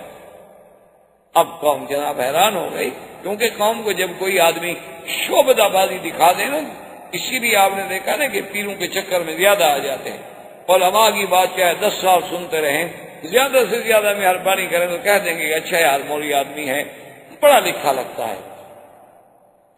اور مرشد جو ہے وہ بالکل الحمدللہ جاہل ہو، جاہل مطلق ہو بلکہ کودن ہو، تو پھر بھی کہیں گے جی آخر مرشد ہے نا، مرشد زیادہ ہے. ان کے بڑے حضرت ہمارے مرشد تھے، ہمارے والدین کے بھی پیر تھے. اب دیکھیں نا آخر ہمارے خاندان ان کا مرید چلایا تو ان کے آگے حضرت نیاز تو کرنی ہے، نظر نیاز تو پیش کرنی ہے، کیونکہ ہمارے خاندانی مرشد ہے. بھئی یہ تو بالکل جاہل. کہا جی جاہل ہو کچھ ہو کوئی بات نہیں، لیکن ہے تو بڑے بزرگوں کی اولاد نا. وہ ایک مسئلہ مشہور ہے نا کہ ایک آدمی گیا لکھنؤ. آپ لکھنؤ کو تو جانتے ہیں، اس میں شیعہ بڑے ہوتے تھے، اب بھی ہوتے ہوں. تو وہاں جناب اس کو ایک آدمی ٹرین میں جو اکٹھے ہو گئے تو آپس میں تعارف ہوا. اس نے پوچھا کہ سرکار آپ کا اس میں گرامی؟ نے کہا جی خاکسار کو تو قلب علی کہتے ہیں. لکھنوی لوگ بڑے نازک ہوتے ہیں نا، بڑے نازک مزاج ہوتے ہیں ماشاءاللہ. کیلا کھانے سے میرے دانت ہلے جاتے ہیں، وہ ایسی نازک اللہ کی مخلوق ہے. ہم تو جاتے ہیں نا، ہمارے تو دوست ہیں، ساتھی ہیں ہمشیرے، اللہ انہیں خوش رکھے. تو اس نے کہا کہ جناب آپ کا اس میں، اس نے کہا خاکسار کو قلب علی کہتے. حیران ہو گیا، ابھی قلب علی یعنی علی کا کتا. وہاں تو بڑے بڑے نواب گزرے ہیں نا، قلب علی بڑے بڑے نواب بھی گزرے ہیں. اور اب جناب اس نے پوچھا، اس نے کہا نواب صاحب مجھے آپ بڑے پڑھے لکھے آدمی اور بڑے اچھے خاصے آدمی لگ رہے ہیں، یہ آپ نے نام کیسے رکھ لیا قلب علی؟ انہوں نے کہا بھائی کیا پوچھتے ہو، اعمال تو اچھے ہیں نہیں. ہم نے کہا علی کے کتے بن کے ہی شاید جنت مل جائے، اس لیے ہم نے خاکساری میں ہمارے ماں باپ نے نام جو ہے وہ قلب علی رکھ لیا. انہوں نے کہا حضرت وہاں تو اللہ کا کتا بھی جنت میں نہیں جاتا، تو علی کا کتا کہاں جائے گا؟ اللہ میاں کا قانون وہاں اتنا سخت ہے کہ اللہ میاں اپنے کتے کو بھی وہاں جنت میں نہیں آنے دیتے، جو اللہ نے خود پیدا کیا ہے. تو علی کا کتا کیسے جنت میں جائے گا جب خدا کا کتا باہر کھڑا ہوا ہوگا؟ تو خیر اس بات کے بعد اب نواب صاحب کو خیال آیا کہ میں نے تو شریف سے نام نہیں پوچھا. انہوں نے کہا کہ بھائی آپ کا اس میں گرامی؟ انہوں نے کہا جی مجھے خنزیر اللہ کہتے ہیں. میں نے کہا جی یہ کیسا نام ہوا؟ انہوں نے کہا جی جیسے قلب علی ہوا. اب کتے کا علاج تو خنزیر ہی ہو سکتا ہے، اور کیا ہو سکتا ہے؟ میں کیا نام رکھوں آپ کا؟ یا تو آپ اپنا نام تبدیل فرمائیں، اگر آپ قلب علی رہیں گے تو مقابلے پہ تو خنزیر ہی آ سکتا ہے. تو یہ بہرحال ایسی یعنی کہنے کی باتیں ہیں. اللہ تبارک و تعالی رحمت فرمائے کہ آدمی بس پیر ہے، پیر جو مرضی آئے کہتا چلا جائے. حالانکہ یہ بات نہیں ہوتی، حقائق حقائق ہوتے ہیں، ان کو کبھی تبدیل نہیں کیا جا سکتا، ان کو کبھی بدلا نہیں جا سکتا. ضروری صرف یہ بات ہوتی ہے. اب یہ علماء اور فقہاء کا کام ہے کہ جیسے ایک غواص دریا میں غوطہ لگانے کے بعد اندر سے موتی نکالتا ہے، وہ جب قرآن پڑھتے ہیں، وہ جب حدیث پڑھتے ہیں تو اس سے موتی چنتے ہیں۔ امام شافعی رحمۃ اللہ علیہ ساری رات جاگتے رہے، آنکھیں سوج گئیں۔ صبح شاگردوں نے پوچھا کہ حضرت کیا وجہ ہے؟ فرمایا رات ایک آیت قرآن پہ ساری رات میں جاگتا رہا، لیکن الحمدللہ الحمدللہ صبح کی اذان تک میں نے اس اللہ کی قرآن کی ایک آیت سے 360 مسئلہ سمجھا ہے۔ آپ سارا دن قرآن پڑھتے رہیں، مجھے بتائیں کتنے مسئلے سمجھیں؟ جو پہلے سمجھے انشاءاللہ وہ بھی بھول جائیں گے، کیونکہ ہم نے تو قرآن کو اس لیے پڑھا ہی نہیں نا، ہم نے تو قرآن کو زیادہ سے زیادہ ایک وظیفہ سمجھا ہے، منزل پڑھنی ہے، کہتے ہیں برکت ہوتی ہے، یا کوئی بندہ شندہ مر جائے تو چلو بھائی مولوی صاحب کو 2 4 5 10 روپے مل جاتے ہیں، پرانے کپڑے مل جاتے ہیں، مردے کی جوتیاں مل جاتے ہیں، وہ مردے کے اوپر پھرا کے بیچارہ گھر چلا جاتا ہے، چلو روٹی تو بن رہی ہے نا اس کی، پڑا ہوا تو ہوتا نہیں بیچارہ کہ قرآن پڑھ کے لوگوں کو سمجھائے، اس نے اسی صدقے کہانی پہ گزارا کرنا ہوتا ہے غریب نے۔ یا قرآن کا ایک بڑا فائدہ ہمارے ہاں یہ بھی ہے کہ جھگڑا ہو جائے تو بھی قرآن اٹھاؤ، رکھو سر پہ قرآن، تم سچ کہہ رہے ہیں یا میں پیسے رکھتا ہوں قرآن پہ اٹھا لو۔ قرآن صرف اسی لیے آیا تھا اس دنیا میں۔ تو اس لیے اب بات کو سمجھیں کہ اللہ نے قرآن میں کتنا بڑا جامع لفظ کر، اور میرے مدنی صلی اللہ علیہ وسلم کے لیے اب بعض علماء کہتے ہیں کہ وہی جو جانور جس کو اللہ نے حیات کا رنگ دیا تھا وہی جانور بھیجا گیا معراج میں، اور جو صحیح حدیثوں میں ہے اس میں لفظ ہے براق، اتیت بالبراق فکانت ابیض طویل، حضور نے فرمایا میرے لیے براق لائی گئی، لمبے قسم کا جانور تھا، سفید تھا۔ براق کو براق کیوں کہتے ہیں یاد رکھیں، بعض علماء کہتی ہیں من البرق، کہ براق اس لیے کہتی ہیں کہ جیسے بجلی برق چمکتی ہے، اور سب سے زیادہ دنیا میں تیز رفتار چیز کیا ہے؟ نور ہے، روشنی، تو وہ بھی برق تھی، گویا کہ جہاں قدم پڑتا تھا وہیں پر اس کے، جہاں نظر پڑتی تھی وہاں قدم، اس لیے اس کا نام براق۔ اور بعد میں فرمایا کہ من اللمان، کہ براق اس لیے کہا جاتا تھا کہ اس کا بدن جو ایسا روشن تھا، چمکتا تھا، سفید رنگ کی تھی لیکن ایسی روشن تھی کہ جیسے لائٹیں نکلتی۔ اور بعض علماء نے فرمایا کہ دونوں باتیں تھی، کہ سفید بھی تھی اور روشن بھی تھی، اور وہ برق کی طرح تیز بھی تھی، کہ اللہ نے اس کی صفت رکھی تھی کہ جہاں اس کی نظر پڑے وہاں اس قدم رکھے۔ اب حضور فرماتے ہیں کہ جب جبریل علیہ السلام مجھے لائے سوار ہونے کے لیے تب شخصت، کہ براق جو تھی نا اس نے کان کھڑے کیا تھا، سرکوشی سب کشی کرنے لگی، تو حضرت جبریل نے فرمایا کہ مارا کی بالی کی قبلہ مثل محمد صلی اللہ علیہ وسلم، تو حضرت جبریل نے فرمایا کہ براق یہ کیا کری، تمہارے اوپر تو آج تک محمد مصطفیٰ جیسا سوار ہی نہیں، آپ پر بڑے بڑے لوگ سوار ہوئے ہیں لیکن محمد مدنی جیسی شان والا کوئی سوار نہیں ہوا ہے، یہ تم کیا شوخی کر رہی ہو؟ حضور فرماتے ہیں فعارقت، اس جانور کو پسینہ آ گیا، وہ پسینہ پسینہ ہو گئی اور گردن ڈال کے کھڑی ہو گئی، اور جبریل علیہ السلام نے مجھے اس براق پر بٹھا دیا۔ اب بعض روایات میں ہے کہ جبریل بھی حضور کے ساتھ اسی براق پہ بیٹھ، یعنی حضور آگے بیٹھ گئے اور جبریل پیچھے بیٹھ، اور بعض روایات میں ہے کہ جبریل الگ سواری پہ تھے، لیکن زیادہ قول علماء کے نزدیک یہی محقق ہے کہ ایک ہی سواری پر حضور صلی اللہ علیہ وسلم اور جبریل علیہ السلام چلے۔ حضور صلی اللہ علیہ وسلم فرماتے ہیں فَمَرَرْتُ بِمَوْضِعٍ فَأَمَرَنِي، میں ایک جگہ سے گزرا، جبریل نے مجھے کہا کہ حضور اتریں، میں اترا، فَصَلِّ رَكَعَتَيْنِ، انہوں نے کہا حضور یہاں 2 رکعت، میں نے 2 رکعت نماز پڑھی، اس کے بعد میں پھر سوار ہو گیا، اس کے بعد پھر ہم آگے پہنچے، فَأَمَرَنِي فَنَزَلْتُ فَصَلَّيْتُ رَكَعَتَيْنِ، اس نے پھر کہا حضور یہاں بھی اترے اور 2 رکعت پڑھیں، میں نے 2 رکعت پڑھی، پھر ہم ایک اور جگہ پہ آئے، وہاں آنے کے بعد بھی جبریل نے مجھے کہا کہ حضور یہاں اتریں اور 2 رکعت پڑھ لیں، میں نے اتر کے 2 رکعت پڑھ لی۔ اب میں نے پوچھا جبریل سے کہ یہ کیا مقام ہے کہ ہر جگہ مجھے کہتے اترو؟ فقال اول الطیبہ، وہ جو پہلی جگہ تھی میرا مدنی اس کا نام طیبہ ہے، طیبہ ہے یعنی مدینہ منورہ، اور یہ مقام ہجرت کا یا محمد، یہ وہ مقام ہے جہاں آپ نے ہجرت کر کے آنا ہے۔ تو لہذا اللہ تبارک و تعالیٰ کا حکم تھا کہ اس جگہ بھی حضور صلی اللہ علیہ وسلم کو، تو معلوم ہوا کہ اسرا کا سفر جو تھا وہ طریق یہی تھی، طریق الہجرہ بھی یہی تھی اور طریق المعراج بھی یہی تھی۔ یعنی حضور صلی اللہ علیہ وسلم جب شام گئے ہیں تو پہلے مدینہ اور مدینہ منورہ۔ اچھا خدا کی شان دیکھو، آج تک راستہ بھی وہی، آج تک بھی جو اچھا راستہ ہے اور صحیح راستہ ہے شام کو جانے کا، تو وہ لوگ اسی کو ترجیح دیتے ہیں کہ یہاں سے مدینہ جائیں گے، مدینہ سے پھر تبوک اور بدائن اور خیبر ہوتے ہوئے شام نکل جائیں گے۔ یعنی آج بھی وہی راستہ آسان سمجھا جاتا ہے، بجائے اس کے کہ آپ یہاں سے طائف جائیں، طائف سے ریاض جائیں، اس کے بجائے لوگ اسی کو ترجیح دیتے ہیں۔ اور اسی میں دو حکمتیں ہو گئی، ایک وہ کہتے ہیں کہ راستہ آسان بھی ہے، مختصر بھی ہے، اور دوسرا طریق اسرائے رسول بھی ہے صلی اللہ علیہ وسلم، اور تیسری بات یہ ہے کہ آدمی کو مدینہ منورہ کی حاضری بھی نصیب ہو جاتی ہے اور واپسی پہ مدینہ منورہ کا عمرہ بھی نصیب ہو جاتا ہے۔ تو ایک سفر میں کئی نعمتیں۔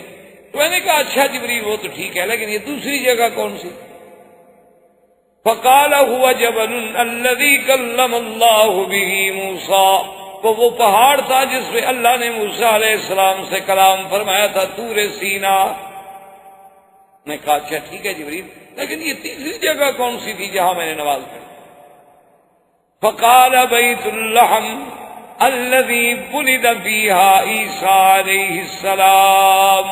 انہوں نے کہا حضور یہ وہ جگہ تھی جہاں حضرت عیسیٰ پیدا ہوئے۔ تو اللہ تبارک و تعالی اس سفر میں آپ کو دکھانا چاہتے ہیں کہ آپ اپنی ہجرت کا مقام بھی دیکھیں، آپ طور سینا بھی دیکھیں، آپ مولد عیسیٰ بھی دیکھیں۔ حتیٰ کہ مسلم کی حدیث ہے، حضور فرماتے ہیں فَمَرَرْتُ فَإِذَا مُوسَىٰ قَائِمٌ يُصَلِّي فِي قَبْرِهِ، اس کے بعد میں ایک مقام سے گزرا، میں کیا دیکھتا ہوں کہ حضرت موسیٰ علیہ السلام اپنی قبر میں کھڑے نماز پڑھ رہے ہیں۔ حتیٰ کہ ایک روایت میں یہ بھی آتا ہے کہ حضور پاک نے صحابہ سے فرمایا کہ اگر مجھے کوئی آج بھی اس جگہ لے جائے تو میں وہ جگہ پہچان سکتا ہوں، عند الکتیب الاحمر، کہ وہاں سرخ ریت کا ٹیلا ہے، اس کے قریب ہی قبر تھی حضرت موسیٰ علیہ السلام کی، اور اللہ نے مجھے دکھایا کہ آپ کھڑے ہیں اور نماز پڑھیں۔ اس کے بعد حضور صلی اللہ علیہ وسلم فرماتے ہیں کہ پھر ہم چل پڑے تو آواز آئی دائیں سے کہ ٹھہرے ٹھہرے محمد مصطفیٰ صلی اللہ علیہ وسلم، ٹھہرے ٹھہرے ٹھہرے۔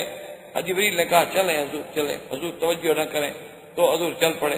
تھوڑی دیر گزری، حضور فرماتے ہیں کہ بائیں سے آواز آئی یا محمد یا محمد یا محمد صلی اللہ علیہ وسلم۔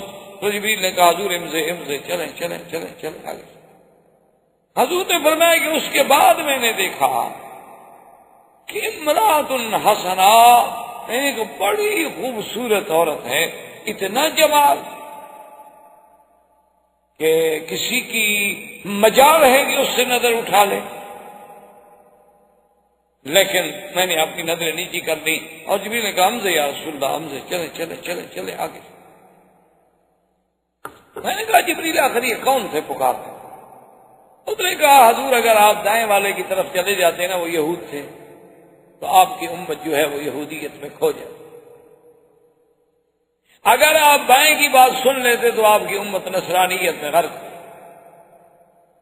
اور سامنے جو عورت تھی اس کی مثال دنیا ہے کہ دنیا کے اندر بھی اسی طرح کشش ہے کہ آدمی اپنے والدین کو، بیوی کو، بچوں کو، گھر کو، وطن کو چھوڑ کے دوسرے ملکوں میں بیٹھا ہوا ہے۔ کیوں؟ پیسہ۔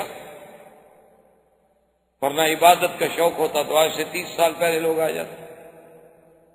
یعنی آج بھی اگر آپ مکہ مدینہ کی تاریخ اٹھا کے دیکھ لیں، میں یہ بات دعوے سے آپ کو کہتا ہوں کہ جو لوگ آج سے 30 سال پہلے آئے تھے وہ تو واقعی مکہ مدینے کے لیے آئے تھے، لیکن جو 30 سال کے بعد آئے ہیں نا، وہ الحمدللہ ڈالر کے لیے، پیٹرول کے لیے، دولت کے لیے، گاڑیاں، کاریں، ایئر کنڈیشن، الا قلیل من کے بعد یہ شکور، بہت تھوڑے اب بھی ہوں گے جن کا مقصد اللہ کا حرم ہوگا، ورنہ غالب اکثریت جو ہے، ورنہ حضرت کون باتیں سہتا ہے بھلا کسی کی؟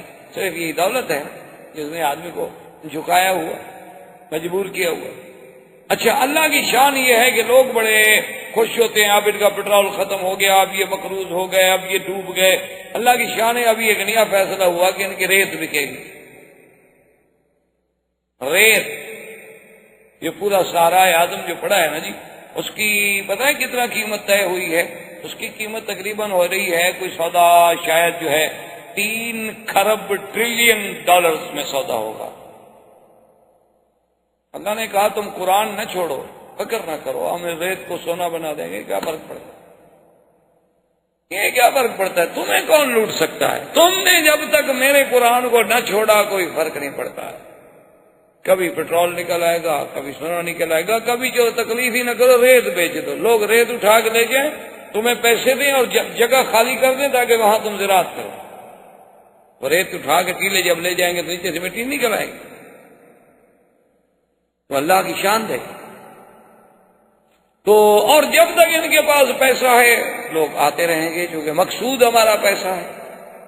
مقصود اگر ہمارا میرے بھائی حرمین الشریفین ہوتا تو کیا ہمارے لباس میں، شکل میں کوئی تبدیلی آ گئی؟ کوئی چینج آیا؟ دیکھو نا، آپ اپنے بچے کو کل بھیجتے ہیں یورپ پڑھنے کے لیے، وہ سال کے بعد آئے نا تو آپ کو دور سے نظر آئے گا کہ ماشاءاللہ واقعی انگریز آ رہا ہے۔ آپ کو بالکل نظر آئے گا کہ بھئی یہ ہے تو میرا بیٹا، لیکن عملی اعتبار سے بالکل یہ خالص انگریز ہے۔ اس کا سوٹ دیکھیں، بات کرنے کا انداز دیکھیں، بیٹھنے کا، چھری کانٹا پکڑنے کا تماشا۔ گھر والے چاہے ہنس رہے ہوں کہ بندر ہے ہمارا بیٹا ہے، لیکن وہ جناب دکھائے گا اپنی ساری حرکتیں، کیونکہ یورپ کے اثرات دکھائے گا۔ تم جب مکے مدینے سے واپس جاتے ہو تو کیا ہمارے چہرے پر بھی کوئی مدینے کے اثرات، کوئی کعبے کے اثرات، کوئی قرآن کے اثرات، کوئی نبی کی سنت کے اثرات کچھ ہوتا ہے؟ یا جیسے گھر گئے تھے بدو واپس اسی طرح گھر کو آ گئے، پیسے دے کے چلے گئے، سمسونیٹ کا بریف کیس ہاتھ میں پکڑ لیا۔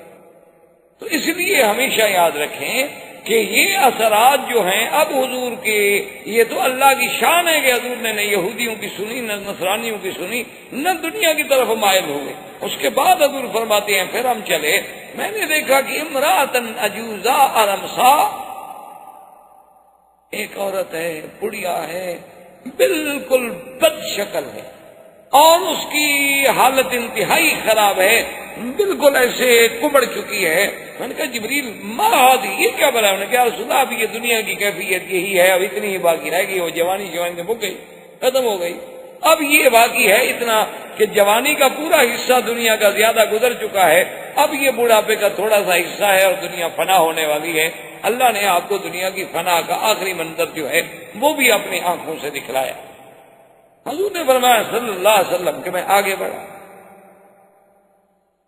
میں نے دیکھا کہ ایک قوم ہے اور ان کے سامنے ایک اعلیٰ قسم کا لذیذ شہی رائحتن طیبہ، عجیب بہترین خوشبو والا طعام موجود ہے، اور انواع و اقسام کے طعام ہے، اور ایک طرف ایسا طعام ہے فرمایا خبیثۃ الرائحہ، بدبودار ہے، گندا ہے، شکل دیکھتے ہوئے بھی آدمی کو الٹی آتی ہے، لیکن وہ اس اچھے طعام کو چھوڑ کے اسی گندے کو کھا رہے ہیں۔ میں نے پوچھا جبریل بناؤ یہ کون پاگل ہو کہ اتنی اچھی نعمت، اتنا اچھا طعام، اس کو چھوڑنے کے بعد وہ یہ خبیث طعام کو کھا رہے ہیں جس کی بدبو اتنی دور تک ہمیں ستا رہی ہے، یہ کیا بات؟ تو جبریل نے فرمایا کہ یا رسول اللہ ہؤلاء زنات قومک، میرا مدنی یہ تیری امت کے وہ زانی لوگ ہیں جو اپنی بیویوں کو چھوڑ کے گندی عورتوں کے پیچھے بھاگتے ہیں، کہ گھر میں پاک عورت ہے، متقی عورت ہے، بیوی ہے جس کی شرافت پر اسے خود یقین، لیکن اس کو چھوڑ کے بازار میں گندی عورتوں، فیشنیبل عورتوں، ایڈز زدہ عورتیں، بیماری والی عورتیں، مریض عورتیں، ان کے پیچھے بھاگتا ہے، دولت خرچ کرتا ہے اور اپنی بیوی کی طرف نظر اٹھا کے نہیں دیکھتا۔ اللہ نے ان کو سزا دی ہے کہ قیامت تک اسی طرح گندگی کھاتے رہو اور حلال دیکھتے رہو۔ حضور صلی اللہ علیہ وسلم فرماتے ہیں کہ میں حیران ہو گیا کہ میں اس سے آگے دیکھا کہ ایک قوم ہے، ان کے بڑے بڑے پیٹ، اور وہ جناب ایک ایسا دریا ہے جیسے معلوم ہوتا ہے خون کا دریا، اور وہ آتے ہیں اور انگارے لے لے کے اپنے پیٹ میں بھر رہے ہیں۔ میں دیکھ کے دہشت میں آ گیا کہ یہ کیا بلا ہے، اتنے بڑے پیٹ اور انگارے بھی کوئی اپنے پیٹ میں ڈالتا ہے۔ میں نے کہا من ہؤلاء یا جبریل؟ فقال ہؤلاء اکلۃ الربا، کہ یا محمد مصطفیٰ صلی اللہ علیہ وسلم یہ وہ لوگ ہیں جو دنیا میں سود کھاتے تھے۔ اللہ تبارک و تعالیٰ نے قیامت کے عذاب سے پہلے ان کو برزخ کے عذاب میں رکھا ہوا ہے کہ ذرا اس عذاب کا مسئلہ چکھو، اصل عذاب تو پھر آخرت میں ہوگا۔ حضور صلی اللہ علیہ وسلم فرماتے ہیں فمررت بقوم، پھر اس کے بعد میرا ایک قوم پہ گزر ہوا، میں نے کیا دیکھا کہ وہ مقاریض کے ساتھ اپنے ہونٹوں کو کاٹ رہے ہیں، کہ مقراض لے کر ہونٹوں کو کاٹتے ہیں، پھر ہونٹ ٹھیک ہو جاتے ہیں، پھر کاٹتے ہیں، پھر ٹھیک ہو جاتے ہیں، پھر کاٹتے ہیں۔ میں نے کہا من آؤ فقال هؤلاء خطباء امتک، انہوں نے کہا یا رسول اللہ یہ تیری امت کے وہ خطیب، وہ مولوی، وہ واعظ، وہ مقرر ہیں جنہوں نے حق مسئلہ کبھی بیان نہیں کیا، جنہوں نے حق مسئلے کو چھپایا، اپنے مفادات کے لیے بات کی، لوگوں کو خوش کرنا چاہا کہ یار ایسی بات کرو کہ لوگ زیادہ سے زیادہ اکٹھے ہوں، سچی بات کرو گے تو کوئی بھاگ جائے گا، کوئی نہیں آئے گا، کسی کو تکلیف ہوگی۔ تو یہ وہ لوگ ہیں، اللہ نے ان کو سزا دی ہے کہ یہ زبان، یہ لسان، یہ تو میں نے تم کو اس لیے دی تھی کہ تم اس سے حق بیان کرو، تم نے حق کو چھپایا ہے تو آج تمہیں یہ سزا دی جاتی ہے کہ تمہارے وہ ہونٹ اور زبانیں کاٹی جائیں۔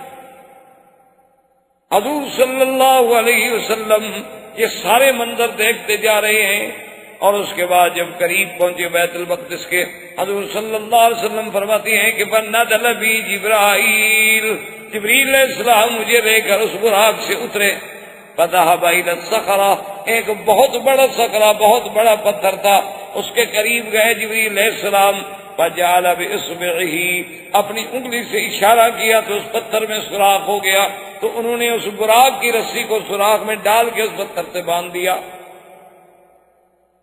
اب یہاں پھر علماء نے مسئلے کا استنباط کیا کہ توکل کا معنی یہ نہیں ہے کہ تم یہ کہو ہم اللہ کے گھر میں بیٹھے ہیں، اللہ پہ توکل ہے، اللہ ہمیں دیں گے اور ہم کھائیں گے، نہ، توکل کا معنی یہ ہے کہ محنت کرو اور پھر اللہ پہ توکل کرو، اونٹ کے رسی بھی باندھو، اس کے گھٹنے بھی باندھو، پھر اللہ پہ توکل کرو۔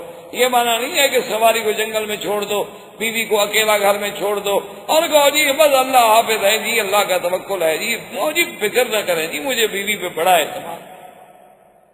یہ بات نہیں، اسلام کے خلاف، ورنہ آپ بتائیں کہ کیا براق کی طاقت تھی کہ وہ جبریل سے بھاگ جاتا؟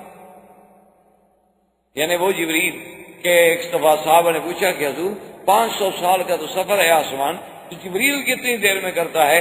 آپ نے فرمایا کبھی کبھی تو ایسا ہوتا ہے کہ یضع قدمہ علی السماء والثانیہ بالثانیہ، کہ پہلا قدم پہلے آسمان پہ، دوسرا دوسرے آسمان، یعنی جیسے ہم سٹیپ بناتے ہیں اسی طرح جبریل کے لیے تو ایک ایک قدم کا فاصلہ۔ تو جس آدمی کے لیے ایک آسمان سے دوسرا آسمان ایک قدم کا فاصلہ ہو، اسی طرح بعض روایات کتب متقدمہ میں آتا ہے کہ جبریل علیہ السلام سے ایک اللہ کے نبی نے پوچھا کہ جبریل تم کتنی جلدی آسمانوں سے زمین پہ آ جاتے ہو؟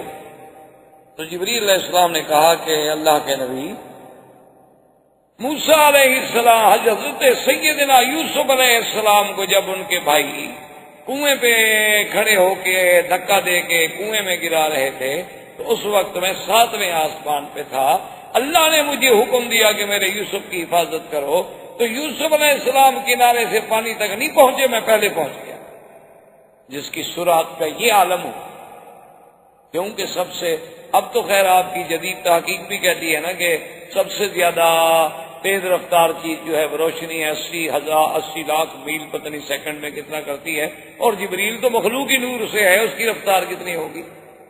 وہ تو ہے ہی نور۔ تو اس قسم کے جبریل سے، اور پھر وہ جبریل کے جس کو اللہ نے قرآن میں فرمایا کہ علمہ شدید القویٰ ذو مرۃ فاستویٰ وَهُوَ بِالْأُفُقِ الْأَعْلَىٰ، اللہ فرماتے ہیں کہ وہ قوت والا، طاقت والا جبریل شدید القویٰ۔ احباب کرام، اس کے بعد اب آپ اس مبارک سلسلے کی CD نمبر 11 سماعت فرمائیں۔